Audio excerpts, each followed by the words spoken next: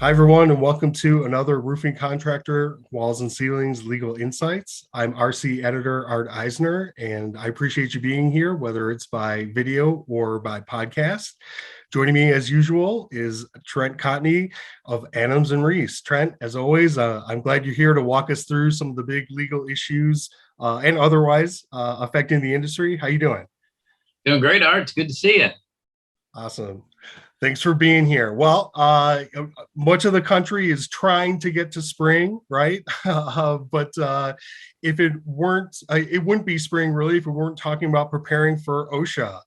The feds recently made some news on roofingcontractor.com with their asbestos ruling in relation to the Toxic Substances Control Act. That's a lot to get out.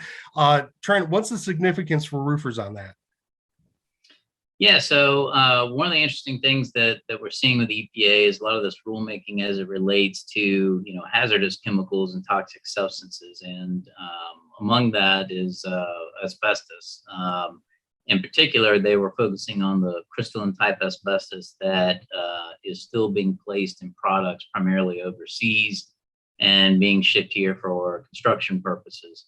What's interesting in this rulemaking that they're doing, though, is what happens to asbestos that is otherwise rendered inert or is naturally occurring. I mean, it's a naturally occurring mineral, and you're going to get trace amounts in a variety of different products, usually silica type based products. So, how this is ultimately going to play out and to what extent they're going to be really putting pen to paper on the amount of asbestos that can be present naturally occurring is going to be interesting. One of the other things that I thought is probably worth mentioning is that several manufacturers, at least ones overseas, had figured out ways to use asbestos without having the toxic or hazardous side effects. But this rule appears to prohibit that as well. So again, more remains to be seen, but yes, you can absolutely anticipate that there will be additional regulation and enforcement as it relates to asbestos containing construction materials. All right, so I was going to ask if this will make anything harder for the construction industry. I guess so. In that sense, as long as it's going to be enforced that way. But it does sound like, from what you just said, there may be some catching up that the EPA may need to do on this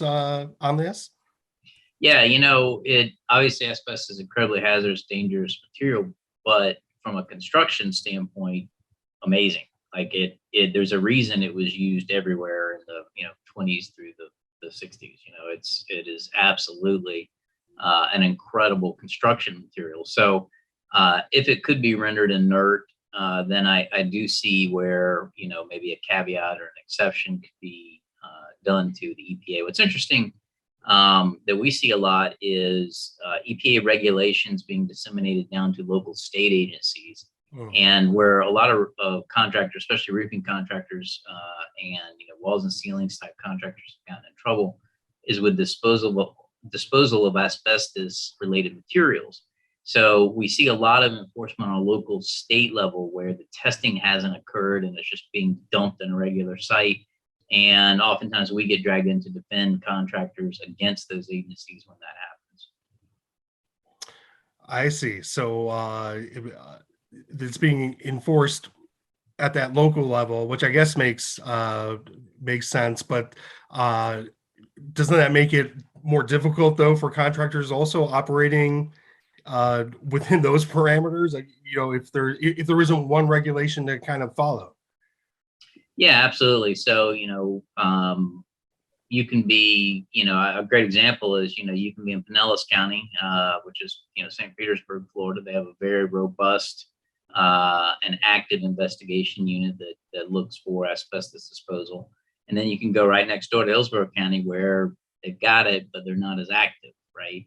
And I think it varies state by state. You can go to a place like Montana where there probably is very little regulation. You go to a place like California, you're going to have a lot when it comes to that kind of stuff. So yes, it does trickle down to a certain extent. What's interesting is I think this adds some additional layers that ultimately contractors are going to have to deal with. All right. Two other thoughts on this. One of the things that struck me when I saw the headline was that, hadn't this been done already? Being that it was 2022, thought the stance on asbestos has been pretty firm for decades, and also this was the first rule implemented under that Toxic Controlled Substance Act that I mentioned, which was enacted in 2016. Does it usually take that long for a first rule like this to happen? And should it take that long? Yeah, well, we're talking about the government here, so nothing moves fast, and for better or worse. Sometimes that's a good thing. But I do think that you're going to see more out of this act. I think it's going to start to be used. I mean, asbestos is sort of a gimme, so they're probably testing the waters with that as far as getting the regulations in place to enforce it. Some of it is rewriting, who has responsibility for what, and that was the purpose of the act originally. So, long term, I do think that you're going to see more and more substances added to this act for purposes of regulation. Okay, well, that being said about things moving or churning slow, when it comes to government and regulation, one thing that's not going slow is really this emphasis on heat and safety regulations. OSHA announced late last year they were going to change how they enforced the heat illness and injury standard. And now they've launched a full initiative for the construction industry. What's your take on that? Yeah, absolutely. So we've been watching this one closely, the heat and injury, the new standard. Keep in mind that OSHA has always cited contractors for heat injury related illness under the general duty clause prior to this, but there was a case that came out, an administrative decision that said that they needed a more specific rule if they wanted to really cite that. So that's what's got them on a tear to get this thing enacted. Obviously, we're paying close attention to it. Something that people want to keep their eye on is in May, beginning of May, there's a stakeholders meeting. That's a good opportunity to get your voice heard. I often travel to DC or appear on the phone to at least get my 2 cents in about what I think about the standard itself. Obviously, we want to keep our workers safe from any kind of heat-related injury or illness. But at the same time, I think we need to factor in if you work in certain places like Florida or Texas or New Mexico, Arizona, Southern California, it's hot, right? And just because it's hot doesn't necessarily mean that it's unsafe to work. You have to factor in hydration. You got to factor in, ability to work in that kind of environment. Oftentimes, the heat injury and illness citations that we defend are not in hot areas. They're in places like Chicago or the Northeast where workers aren't used to high heat. A 90 degree day here in Florida is a nice December day for us. Up in Chicago, that would be a tough day during the summer. So, you want to make sure that you got to add some common sense to this. And I think that's where we as an industry come into play, make sure that our voice is heard at the stakeholder meeting and otherwise. Right. So other than the stakeholder meeting, is there anything the industry could or should be doing to, slow this down a little bit? Because we're talking about regulations hitting this summer, right? Right. So we submitted a white paper a little bit earlier, several months ago on the issue. And I encourage you, if you got thoughts, submit them. Get with your legislative contacts, whether it be in the House or in the Senate. Oftentimes, even though it's an administrative agency, there is some legislative oversight. One of the champions that has worked closely with us has been Senator Marshall out of Kansas. He was very active during roofing day.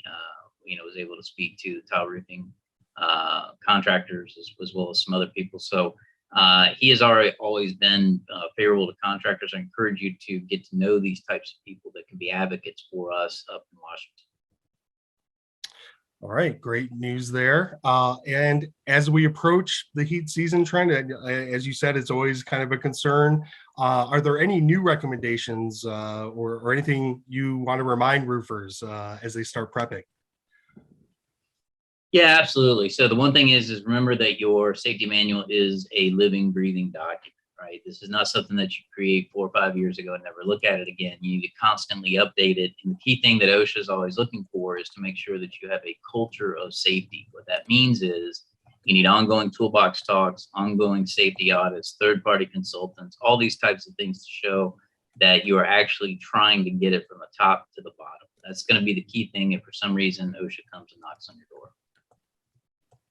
Got it. Okay, what else are you getting calls about? So later tonight, I'm actually going to be speaking for IBEX Southern California and RCA, the roofing association out there in Southern California. My topic is going to be the latest on materials issues. And as we've talked about in previous discussions, this is just a huge impact on our industry. The one thing that I am spending more time on now, in fact, right before I got on here, was on a 2.5-hour meeting with a surety. These sureties are really turning the screws on contractors at this point. This is not a situation where they sit on the sideline. One of the things that I really recommend to any roofing contractor that has a surety relationship is make sure that you are upfront, that you are actively communicating, that you're doing your best to keep the surety on your side, especially in conferences that occur with selection of counsel, all those types of things, because this materials issue and the performance bond claims that have come from it have really heightened the sensitivity to sureties out there as it relates to roofing contractors. So very interesting issue. This is, I anticipate it's going to get worse before it gets better. I'm seeing so many pressures out there between, some additional shutdowns in China over COVID, to the war-related issues, to inflation, that you can anticipate that there's going to be more of this type of stuff. So be proactive. Okay, yeah, good warnings to heed there, Trent. All right, well, I appreciate your insight today and all you're doing for the roofing and construction industries. Where can people find out more? Sure. Well, they can always hit me up via email at trent.cotney@arlaw.com or go to adamsandreese.com. All right. And before you check out Trent's website, while you're still on roofingcontractor.com, be sure to sign up for our free e-newsletters and a free e-news magazine so you can stay on top of the latest news and info impacting the industry. For our walls and ceilings audience, please also visit wconline.com and for more comprehensive coverage of the interior construction trade. Stay safe, and we will see you next time.